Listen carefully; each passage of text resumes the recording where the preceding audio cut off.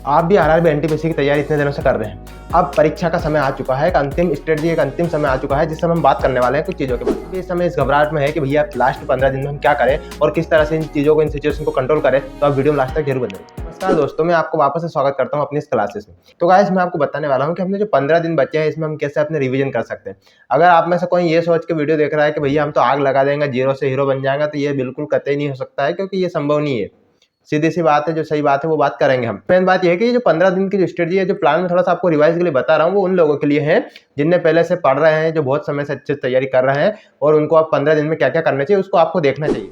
तो गाइस, वैसे 5 तारीख से स्टार्ट एग्जाम हो रही है, किसी की 5 की होगी, किसी को 10 की, किसी को 15 की होगी। तो हम बेसिकली 15 दिन मानते हैं, आज 20 तारीख है।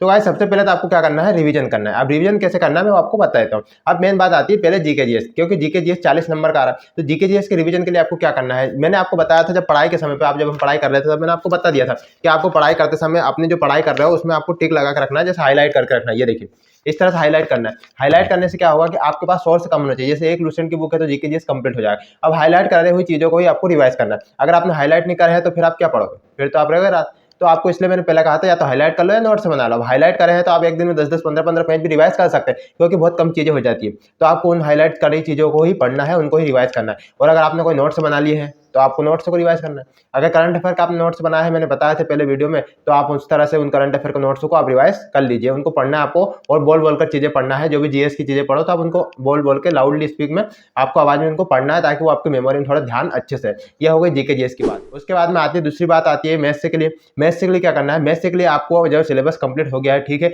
अगर कुछ बच रहा है तो जल्दी से 1-2 दिन में उसको निपटा लीजिए। अगर 1-2 चैप्टर बचते हैं, मैथ्स क्लासेस जो गगन सर के कॉन्सेप्ट किंग वाले चैनल पर चल रही है, उनको जाकर आप देखिए। उनमें सर ने, गगन सर ने, आप देख सकते हो चैनल पर, कि सर ने वहां पर दिखाए हैं, पूरे वीडियो करवाए हैं, एनटीपीसी के पेपर करवाए हैं, उसके बाद में फिरवाही के क्वेश्चन करवाए, टॉप क्वेश्चन करवाए। आप उनको जाकर देखिए, उनकी प्रैक्टिस कीजिए। मैथ्स के लिए वो सफिशिएंट है, बहुत अच्छी चीजें मैंने उनको की है, इसलिए मैं आपको बता रहा हूँ, ठीक है। तो आप उनको जाकर देखिए, उनको खुद सॉल्व करने की कोशिश कीजिए। ऐसा नहीं क्लास देखने बैठ गए हैं, पहले आप खुद कीजिए, पहले क्लास चालू कीजिए, फिर अपना खुद पेन पेपर से क्वेश्चन सॉल्व कीजिए, और फिर नहीं बनता है या फिर आप कहाँ गलत कर रहे हो, फिर उसको वीडियो में देख के सॉल्यूशन कीजिए। या फिर आपका मेथड क्या मैच नहीं हो रहा है उसको आप देखिए, नहीं तो आप पहले पूरी क्लास देख लो ना। ऐसा नहीं करना, आपको खुद सॉल्व करना है, क्योंकि पेपर निकट आ रहा है तो आपको खुद तैयारी करना है। उसके बाद में मैथ्स के लिए आप करना है। उसके बाद में आपको और भी कुछ लगे तो वो कर सकते हो। उसके बाद में आती बात रीजनिंग की। रीजनिंग के लिए आपको क्या करना है, रीजनिंग के लिए आपको अगर कौन सा चैप्टर रह जाता है, या फिर आपको मॉक दे रहा हो और अगर वो क्वेश्चन नहीं बन रहा है, तो उसको आप एनालिसिस करो कि कौन सा चैप्टर। मान लो कभी कभी क्लॉक का क्वेश्चन हो जाता है, कभी डाइस का, तो उसको आप पर्टिकुलर जाकर उसको वीडियो फटाफट निपटा लीजिए। क्लास जाकर कमल छाबड़ा सर को आप देख सकते हो, या फिर और भी सर है उनको आप देख सकते हो, उसको क्लियर कर लीजिए उस कॉन्सेप्ट को। उसके बाद में आपको क्या करना है, ये सब चीजें हो गई रिवीजन के लिए। आपको रिवीजन कंटिन्यू रखना है, रोज रखना है। जो फार्मूले आपने लिखे हैं वो भी आपको रोज रिवाइज करना है, ताकि आपको याद होते रहे।